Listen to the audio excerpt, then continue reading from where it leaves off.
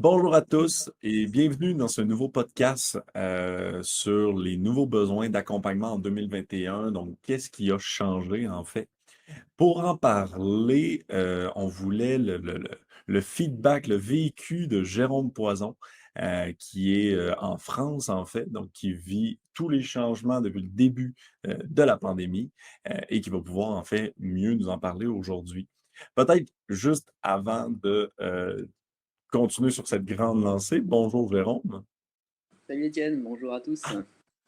C'est pas la première fois que tu viens dans un de nos podcasts ou dans un de nos webinaires, mais si tu voulais juste te représenter à nouveau pour ceux qui ne te connaîtraient pas. Oui, bon, donc moi je suis coach sportif depuis 2003. Bon, j'ai travaillé dans différentes salles dans toute la région du nord de la France. J'ai eu également une propre salle de musculation et de fitness pendant plusieurs années. Je l'ai revendu pour faire un studio de coaching, axé pilates, mais également tout ce qui est renforcement, cross-training. Et j'ai également un magasin de compléments alimentaires. Donc je m'occupe depuis plus de 18 ans de tout public, hein, essentiellement le public féminin depuis pas mal d'années. Je suis également compétiteur, je fais encore des compétitions en bodybuilding et puis j'accompagne quelques athlètes encore également à ce niveau-là. Mais je suis plus porté sur le grand public, notamment au niveau féminin. Et depuis un an, beaucoup de choses ont changé. Et Oui, c'est ça. c'est pour ça que je voulais en témoigner aujourd'hui avec toi, parce que Mm. contrairement à, et malheureusement, vis-à-vis de certains coachs, moi, l'agenda, il n'a jamais désempli depuis un an.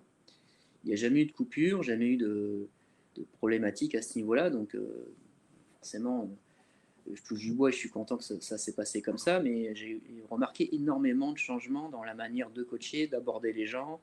Et c'est pour ça qu'en fait, je suis là aujourd'hui. C'est pour parler de ça. Puis aussi, peut-être que des coachs qui vont écouter ce podcast vont se retrouver dans ce que je vais dire, ou peut-être que les conseils que je vais leur apporter, ça va peut-être leur servir parce qu'ils ont peut-être une envie de coacher ou d'aborder l'entraînement d'une certaine manière, alors qu'en fait, les gens aujourd'hui, ils ont un état d'esprit qui est différent de quand c'était avant où il n'y avait pas de problématique particulière, quoi. Mais Donc, justement, parle-nous peut-être en amont, là, pour que tout le monde se situe, de quelle était ta clientèle, ton type d'accompagnement avant. OK? Après ça, on fera la différence, mais peut-être juste avant, là, quel type de clientèle t'accompagnait? Dans quel type de milieu tu l'accompagnais? Euh, à quoi ça ressemblait? donc déjà, bon, avant le Covid et il y a peut-être un an ou deux, enfin un peu plus d'un an, je faisais un peu d'un accompagnement classique, hein, c'est-à-dire on faisait un bilan soit directement à la salle de sport où j'intervenais, donc les mensurations et puis l'évolution du besoin de la personne au niveau de son suivi, et puis après je lui expliquais son programme techniquement dans la salle. Donc les exercices à faire, les méthodes à utiliser. Voilà, donc elle avait son application XFIT, elle regardait les exercices et moi je lui expliquais techniquement ce qui lui posait problème. Et on faisait un petit tour de la salle et un petit point comme ça rapidement sur ses progrès et en une heure c'était fait, quoi. Et puis petit à petit, en fait, les gens ont eu besoin davantage d'intimité et je ressentais déjà avant le Covid qu'ils avaient plus besoin de communiquer plutôt que de parler réellement de leur programme ou de passer une demi-heure à leur expliquer comment faire un squat ou un développé couché. Donc je les ai reçus directement dans mon bureau et avec la possibilité de voir techniquement les gestes dans une petite pièce à côté qui servait de home gym, mais qui finalement servait aussi aux clients pour leur montrer les exercices. Et après, avec le Covid, bon, ça a un peu changé, donc je vais expliquer ce qui s'est passé après. Mais déjà, avant le Covid, je ressentais déjà un besoin des gens de plus avoir d'échanges humains avec le coach que de passer trois quarts d'heure à voir plusieurs fois les mêmes exercices ou plusieurs exercices différents qui finalement ne sont pas forcément mieux faits après avoir été démontrés, même si la démonstration a été bonne.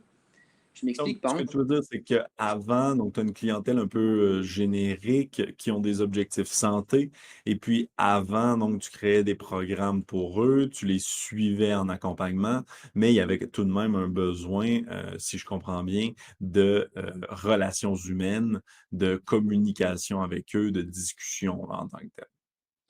C'est ça. Et en fait, là, avant, c'était pas évident de fidéliser quelqu'un. Et j'avais du mal à comprendre pourquoi, parce qu'en fait, moi, en tant que technicien, je te donne un programme, je vais t'expliquer techniquement les gestes qui posent problème, et on va voir ces gestes vraiment comme il faut pour être sûr que ce soit bien fait, parce que quand tu vas faire ce programme-là, c'est certain que tu vas progresser. Et en fait, dans la réalité, les gens, c'était pas forcément perçu comme ça. Ils avaient l'impression plutôt, entre guillemets, d'être expédiés parce que la personne avait peut-être plus besoin de parler que ce que je pensais. Et moi, en tant que technicien, je me rendais pas compte. Moi, il fallait que je lui explique ces mouvements-là, parce que sans ça, elle allait faire n'importe Ouais. quoi et elle n'aurait pas progressé. Et en fait, je passais en grande partie à côté de l'essentiel, qui était d'écouter cette personne et de prendre compte de sa psychologie pour après aborder le programme. Ça, qui revient à notre accompagnement 360 qu'on parle depuis toujours, le nous, là, tu sais, d'être justement misé sur le service, sur la qualité, puis sur le besoin du client pour l'atteinte de son objectif. Puis ça se peut très bien que ça passe par justement la relation humaine puis la communication. Dans tous les cas, c'est sûr que 2020 a changé les habitudes, a changé tout. Hein. 2020 a été une année complète avec aujourd'hui, là, de mars à mars, une année complète avec la COVID, avec des fermetures, avec le non, l'impossibilité d'aller à une salle de sport, par exemple, avec parfois même l'impossibilité de voir mon professionnel. On a même vécu au Québec l'impossibilité d'aller voir mon kinésiologue en tant que tel. Donc, vraiment, tout a été chamboulé. On a vu une augmentation des plateformes en ligne, on a vu une augmentation de l'achat d'équipements maison. Donc, je te propose qu'on parle d'avenir et que dans ces nouveaux besoins, ce nouveau écosystème où est-ce qu'on habite maintenant, ben, qu'est-ce qui va rester d'après toi? D'après ton opinion, qu'est-ce qui va continuer par la suite? On peut faire un petit aparté durant la COVID encore, mais peut-être même par la suite, qu'est-ce que tu crois que ça va devenir? Euh, donc, Parce que, premier point, je pense, puis on va s'entendre, il faut que tout le monde, tous les professionnels s'adaptent à la nouvelle réalité, à une nouvelle réalité au pire, mais il faut qu'ils s'adaptent, ils ne peuvent pas juste espérer de revenir à la normale là, en tant que tel. en fait, bon, déjà, moi, j'ai vu l'évolution de la consommation des coachings depuis un an. C'est-à-dire que quand on est tombé sous Covid, les gens ils m'ont dit, bah, est-ce que tu peux me faire un programme à la maison? Oui. Donc, qu'est-ce que tu as comme accessoires? Donc, bah, avec le peu d'accessoires qu'ils ont fait, on a fait un programme à la maison et ça a fonctionné pendant à peu près un trimestre. Et bah, après, nous, on a réouvert un petit peu l'été. Donc, les gens, ils sont retournés en salle. Et quand ça a refermé à la rentrée, et ben c'est là où ça a posé problème parce que j'ai eu beaucoup moins de bons résultats au deuxième confinement parce que les gens, ils avaient plus envie de refaire des programmes à la maison sur le format que je leur ai proposé. Donc le format XFIT, par exemple, avec bah, les pictogrammes et tu fais exercice 1, 2, 3, 4, 5, ça, ils n'avaient plus envie de faire ça. Donc du coup, je leur ai demandé bah, qu'est-ce qui pourrait mieux les motiver ou le faire en sorte qu'ils gardent cette envie de s'entraîner, de progresser. Bah, ils m'ont dit bah, j'aurais plus été intéressé par une vidéo parce que bah, moi j'ai la flemme de sortir le programme, j'ai la flemme de noter mes résultats, j'ai la flemme de... Donc j'aurais préféré avoir une vidéo. Donc du coup je me suis mis à faire des cours complets, hein, entraînement spécial cuisse, fessier, entraînement spécial dos, bras, etc. Chaque semaine pour qu'en fait quand ils arrivent lessivés du boulot ou que quand ils ont fait leurs 7-8 heures de travail, ils appuient sur play et ils se prennent pas la tête, ils suivent le cours, ils n'ont pas à réfléchir. Donc j'ai remarqué ça chez le public féminin, mais de plus en plus également chez les hommes. Donc ça, je parle sur des vidéos en replay, c'est-à-dire des vidéos enregistrées où la personne peut la regarder quand elle veut. Donc il y a un public qui s'est dirigé vers ça, et bah, le public en parallèle, on l'a vu sur les réseaux sociaux et un peu partout, hein, ce sont les fameux cours en live sur des applications diverses et variées. Et ça, en fait, ça va perdurer pour moi. Parce qu'en fait, les gens au début ils étaient un peu réticents, et après, ils ont vu bah, l'intérêt que ça avait. Et quand nous, on a réouvert entre deux, là, l'été, Ben, il y a une partie des gens déjà qui voulaient pas retourner en salle parce qu'ils avaient peur ou ils avaient plus envie. Et une deuxième partie qui, bah, la salle c'est bien, mais j'aimerais bien compléter avec du visio parce que finalement ça m'arrange. Parce que tel jour, ben, j'ai les enfants à la maison, ou que finalement bah, la route le soir, je veux bien la faire une fois mais pas deux, donc la deuxième fois je préfère le faire en visio. Donc ça va perdurer, ce sont les cours en replay et en live en visio. Et ça, pour moi, c'est vraiment l'un des principaux avantages du Covid, c'est de pouvoir avoir cette vente supplémentaire qu'on a à proposer aux clients et qui, lui, va voir On ça l'a comme... vu. On l'a vu avec le lancement d'Apple Fitness au début, qui est justement plein de vidéos visibles en replay. Tu dirais quoi à un coach, un kinésiologue qui nous écoute, qui n'a pas la capacité, la connaissance ou l'équipement pour faire une vidéo professionnelle? Alors en fait, moi, quand je regarde ma vidéo d'il y a un an, c'était vraiment pourri.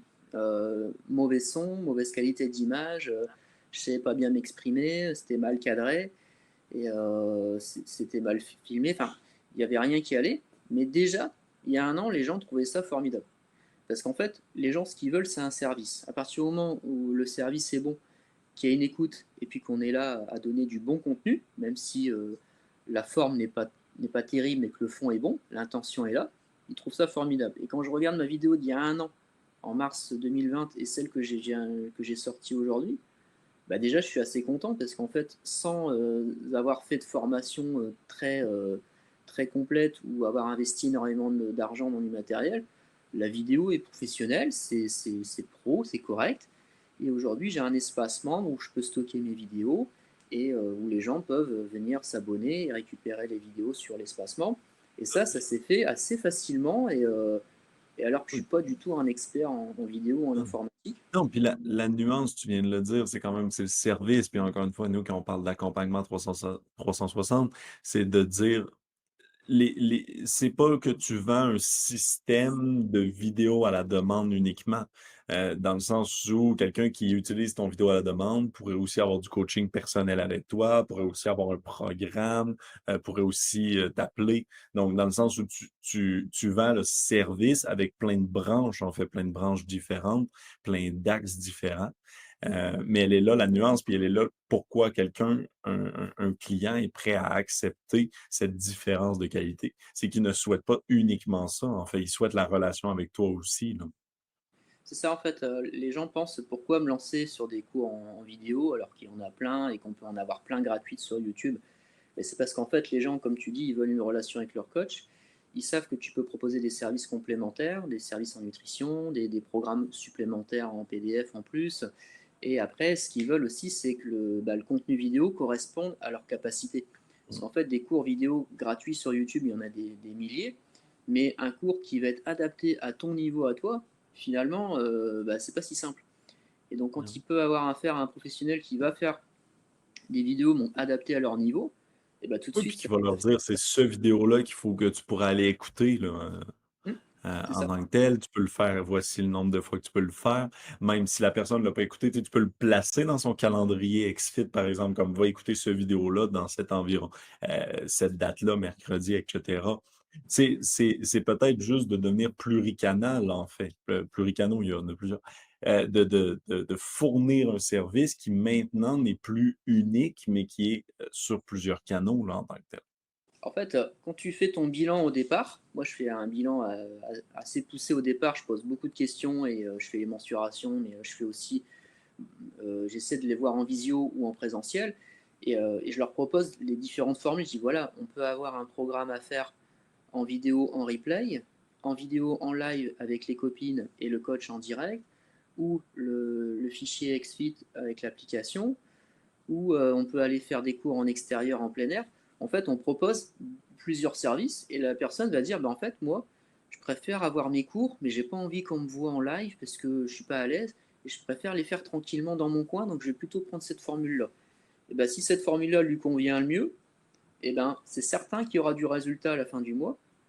Alors que si je lui impose, bah non, il faut absolument qu'on se voit et que la personne elle est pas à l'aise ou qu'elle a pas trop le budget ou que en live, bah, Exact. elle a peur Le- de passer ah pour oui. une Puis le nulle, bah, budget est un bon point, ça permet aussi de créer différents forfaits, avec différents prix, dans le sens que le premier où, on se voit entre guillemets «jamais», mais tu peux m'écrire, puis tu as accès aux vidéos à la demande. Le deuxième forfait avec les Zooms, le troisième forfait avec des rencontres en personne, par exemple. Ça Tout à permet fait. quand même aussi de créer, un processus d'achat qui peut être plus facile avec la version 1, mais per permettre d'augmenter, en fait, là. C'est ça, tu prends un coach ou un kinésiologue qui a son studio d'entraînement, il va proposer des cours en petits groupes avec un tarif, je sais pas moi, à 100 € par mois.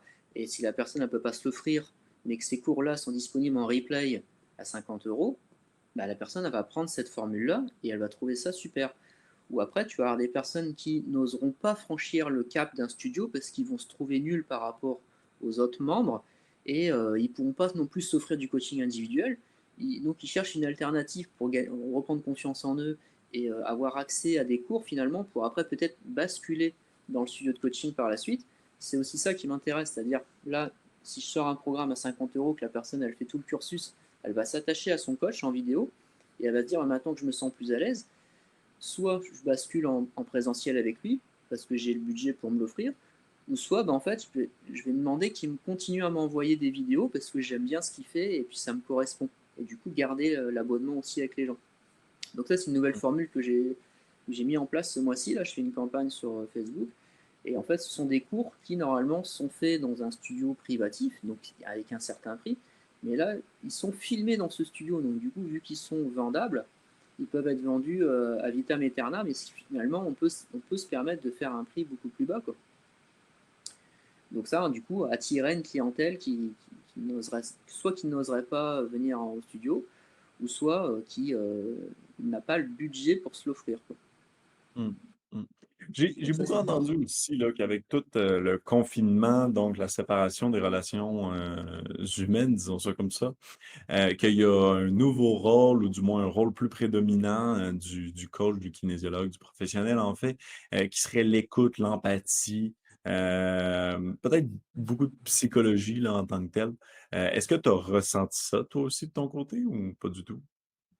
totalement, en fait, ce qui se passe, c'est que les gens, si vous réfléchissez bien, vu qu'on ne peut pas voir de personnes autour de nous, mis à part les collègues du travail ou, son conjoint, ses enfants, etc. Finalement, on parle à peu de gens depuis un an. Et quand on parle à des gens autour de nous, c'est toujours dans un contexte Covid, stress, mal-être, on ne peut pas sortir, on n'a pas de vacances, etc. Donc du coup, on baigne dans un environnement qui n'est pas toujours rose. Et on a vu aussi, nous en France, il y a eu beaucoup de divorces, que les gens ils se disputaient. Enfin, voilà, il y a eu beaucoup de soucis là-dedans. Et finalement, le coach, c'est un peu une bouffée d'air frais parce que c'est une personne extérieure à la famille, c'est une personne extérieure aux collègues de travail, et c'est une personne qui va me dire que des choses positives pour me tirer vers le haut. Donc en fait, moi j'ai l'impression d'être perçu comme une bouffée d'air frais pour les gens, où ils venaient en bilan, ils me parlaient de leur malheur, et moi bah, à chaque fois je suis là pour écouter, et à chaque fois trouver une solution ou positiver sur cette solution. Et finalement, ben, ça a eu une valeur incroyable pour les gens, parce que le programme en question qui était vendu hein, en nutrition ou en sport, finalement, il représentait même pas 10% du rendez-vous, parce que le programme, bon, je m'arrangeais toujours pour l'envoyer à l'avance, donc les gens, à un moment donné, il fallait aborder le sujet. J'ai dit, ça va pour le programme, est-ce que tu as des questions? Et en fait, finalement, ils avaient tendance à écourter la partie programme pour bah, aborder un petit peu ce qu'ils avaient envie de dire. Et une fois que l'entretien était fini, bah, limite, ils restaient, mais j'avais rien de spécial à leur raconter, mais eux, ils voulaient rester pour dire de passer un moment avec leur coach et puis qu'ils soit vraiment euh, un moment privilégié où ils sont contents d'être en compagnie de la personne qui est là pour les faire avancer. Et je l'ai vraiment ressenti, quoi. Donc, ça a changé énormément. Alors après, ce qui se passe par rapport à tout ça aussi, ce qu'on ne pense pas, c'est tout le côté un peu assez drainant pour le coach, parce que quand on fait trois quatre rendez-vous d'affilée et que tout le monde arrive avec le moral dans les chaussettes, puis ils repartent tous avec le sourire, bah ça finalement c'est très drainant pour le coach. Donc aussi, nous en tant que professionnels, c'est important aussi de pouvoir se reposer et de changer les idées d'une manière ou d'une autre parce que bah, en fait, on est comme une éponge, hein, on prend toute la négativité des gens et on leur donne du positivisme. Mais derrière, on a donné quand même beaucoup d'énergie. Donc moi, j'ai ressenti beaucoup de fatigue par rapport au suivi parce que quand tu fais juste une explication technique, que la personne elle progresse, bon bah ça va vite. Mais quand tu dois remonter le moral de quelqu'un qui a du mal à progresser parce que bah, Mmh. elle a fait des bêtises, elle a mangé, elle n'a pas fait son sport, parce que elle n'a pas eu le moral et elle n'a pas eu le courage, ben ça prend 2 fois plus d'énergie. Donc Puis tu faisais quoi pour, changer les idées puis recharger les batteries? As-tu des trucs qu'on à partager? bah après ça c'est propre à chacun. Pour moi de mon côté, je m'isolais parce qu'en fait quand on fait que parler, parler, parler, parler, à un moment donné, quand on rentre le soir, on n'a plus envie de parler en fait. Donc du coup, je m'isolais une demi-heure, trois quarts d'heure. Je me suis remis à faire de la peinture. Donc un truc qui vide bien la tête, où tu penses rien. Tu fais de la peinture, donc c'est quelque chose qui est calme, où tu ne te prends pas la tête, et ça te vide complètement l'esprit. Donc je parle de peinture, mais il y en a, ça sera lire un livre, courir dehors, ou enfin quelque chose qui vide totalement l'esprit et surtout qui est apaisant. Parce que si on Mmh. fait quelque chose de speed ou de stressant derrière, alors qu'on a une journée stressante à remonter le moral des gens, certain que ça ira pas. Donc moi, je me suis plus basé sur ça. Et après, ben, c'est tout con, c'est surtout aussi profiter des choses, profiter des choses simples. Moi, j'ai passé plus de temps avec mon fils, alors qu'avant, toujours à courir à droite à gauche. Donc j'ai passé plus de temps avec mon fils. Et avec ma compagne, on a essayé de plus communiquer pour mieux se comprendre, parce que forcément, quand on est tout le temps l'un sur l'autre, ça crée des tensions. Donc les tensions, finalement, si on met sur la table bah, tout ce qui cloche et puis qu'on en parle, juste, voilà, juste parler des problèmes, bah, ça apaise aussi beaucoup de problématiques. Donc je me Mmh. suis ouais, beaucoup rapproché de ma famille, et puis après, derrière, une activité qui n'a rien à voir avec le sport, qui est apaisante. Et moi, ça m'a permis de Ouais. tenir depuis un an. Et Ouais, de trouver une activité ou quelque chose qui est facile, mais qui nous libère, effectivement, là. Ça peut être beaucoup de choses en tant que tel. Un un autre comportement, moi, que je vois beaucoup depuis le début, c'est étant donné que tout le monde, on est derrière nos écrans, plus rien en présentiel, c'est comme si on devait toujours être accessible. Et ça, moi, je le vis même moi, là. C'est comme si on devrait toujours être accessible étant donné qu'on est derrière un ordinateur, donc on est toujours joignable. Est-ce que tu sens la même chose? Est-ce que quand un client veut te parler, il s'attend à ce que tu répondes plus vite qu'avant ou? alors en fait, déjà, d'une part, il y a la problématique des gens qui, nous, en France, sont beaucoup en télétravail. Et le problème du télétravail en France, c'est que dans tous les gens que je suis, ils donnent beaucoup plus d'heures à leur entreprise qu'auparavant. Parce qu'en fait, ils perdent la notion du temps. Alors que quand ils allaient en présentiel au travail, bon, ils arrivaient à 9 heures, ils repartaient à 17 heures. Là, bah, ils n'ont pas besoin de se déplacer. Donc du coup, bah, ils commençaient à travailler dès 8 heures. Et à 17 heures, il n'y a pas l'agence à fermer, à rentrer. Donc ils travaillaient jusqu'à 18 heures, 19 heures, ils mangeaient devant l'écran. Et finalement, en fait, le télétravail, je pense que ça a surtout profité aux entreprises, parce qu'il y a beaucoup, beaucoup de salariés, de cadres, qui ont fait plus d'heures que ce qu'ils devraient, parce qu'ils avaient du mal à décrocher de leur boulot, ils s'investissaient à 100%, au point qu'ils loupaient même leur rendez-vous coaching, ou qu'ils n'avaient plus le courage de faire leur sport, parce qu'à force d'être concentrés, en fait, on a une fatigue, mais qui est une fatigue nerveuse, c'est pas une fatigue physique. Et ça, beaucoup d'adhérents se sont fait avoir. Je leur ai dit non, t'es pas fatigué, t'es fatigué nerveusement, mais physiquement, il faut que tu bouges. Et tu vas voir que quand tu auras fait ta séance, tu vas te sentir mieux. Donc j'ai dû beaucoup expliquer ça.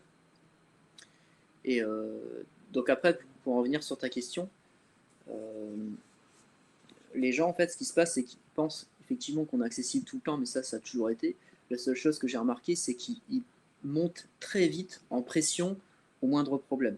C'est-à-dire, vu qu'ils sont fort stressés et qu'ils n'ont pas de week-end ou de vacances pour changer les idées, au moindre problème, ils s'énervent très très vite. Et ça, je l'ai remarqué même avec des adhérents que j'entraîne depuis 15 ans. J'avais un adhérent, son prélèvement était passé, et puis je lui avais dit que je lui avais le suspendre, puis j'ai oublié de le faire. J'ai eu 3 mails dans la même journée, et il fallait absolument que je la rappelle à tout prix au téléphone pour régler le problème. Alors qu'en fait, voilà quoi, C'est une erreur humaine, là. mais d'habitude, c'est des choses que j'aurais pas vues. Et en fait, on peut avoir des gens qui s'énervent très vite et on peut avoir des clients fidèles qui claquent vite la porte du coaching au moindre problème. Et ça, je ne le remarquais pas avant. Et ça, c'est vraiment à cause de la situation sanitaire. Et je remarquais même que des fortes têtes que j'avais, qui sont chefs d'entreprise ou qui font de la politique, limite burn-out, alors que ces personnes-là, j'aurais jamais pensé qu'elles sont en situation de faiblesse. Et elles sont venues en bilan, à se mettre à pleurer, à se mettre à craquer, à confier qu'ils ont des faiblesses, alors que au premier abord, ces personnes-là ne laissaient rien transparaître. Et là, on voit bien qu'on arrive au bout du chemin, là, au niveau Covid. Il faut que ça s'arrête parce que je vois bien le changement des comportements à ce sujet. Et pour revenir dans ce que tu dis, ouais, effectivement, il fallait être plus disponible et répondre tout de suite aux problèmes. Et si le problème n'est pas résolu tout de suite, on peut très vite, encore plus vite, perdre un client et même un client fidélisé. Il peut très vite changer son Oui, parce fusil que d'épaule. son coût de changement est rendu minime avant où c'était près de son bureau le lieu où il te voyait en personne, etc. Maintenant, à partir du moment qu'il a juste à changer le site web sur lequel il se connecte, puis le lien de la réunion Zoom sur lequel il se connecte, il y a quand même moins cet attachement où c'est beaucoup plus facile de faire un changement, en fait. C'est beaucoup plus facile de ne pas penser que l'interlocuteur, son professionnel, est un humain en tant que tel, là. C'est un peu les défauts du télétravail, en fait, de la vidéoconférence, là. Ouais, c'est ça. Après, même nous, en tant que coach, hein, moi, ça m'est déjà arrivé d'avoir des gens qui se connectent pour faire un cours sur une application où il y a 15 personnes connectées. Et, euh, et après, bah, on perd un peu le fil de qui est là, qui est pas là, quoi. Alors que quand c'est en présentiel, bien sûr qu'on se rappelle de qui est venu, qui est pas venu. Et ça m'est déjà arrivé de faire une remarque à quelqu'un, alors t'as loupé la séance, comment ça se fait? En fait, la personne, elle était là. C'est juste que sur les différentes personnes qui étaient à l'écran, je l'ai pas capté, quoi. Et du coup, je m'en suis voulu, mais au final, quand on fait un cours en visio, qu'on essaie de rester dans le cadre, de ne pas se tromper une seule fois, parce que voilà, on essaie de bien faire. Et en plus, moi, j'enregistre les cours en même temps, donc je suis concentré à fond sur ce que je fais, et puis qu'on se rend compte que bah, on a zappé quelqu'un, nous aussi, hein, on a aussi nos faiblesses, et après, bon, voilà, quoi. Mm. Ça m'est arrivé de m'excuser ou de dire, bah écoute, excuse-moi, je t'ai pas vu, ou la personne, parfois, ils se connectent, mais ils ont mis la caméra, d'autres, ils ont pas mis la caméra, donc on a du mal à. Voilà.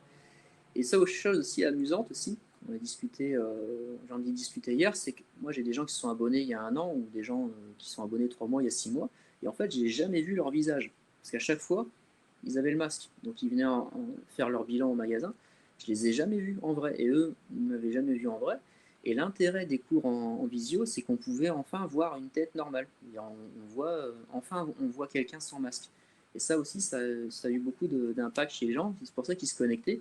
Et ben, au moins, on voit des gens sans masque. Et ça avait beaucoup d'importance pour eux.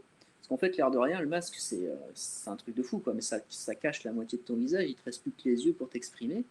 Et ça aussi, en termes de bilan, il faut en faire plus, il faut parler que des gestes, il faut essayer d'être plus expressif pour que la personne elle ressente l'empathie ou qu'elle ressente la consigne que tu veux lui donner, alors que tu as tes yeux et ta voix pour lui exprimer. Mais à partir du moment où il te manque la bouche, le nez, c'est beaucoup plus dur à faire s'exprimer. Et l'avantage du visio, des cours en visio, c'est que bah, cette barrière-là, on l'avait plus, quoi. Mm. Ouais.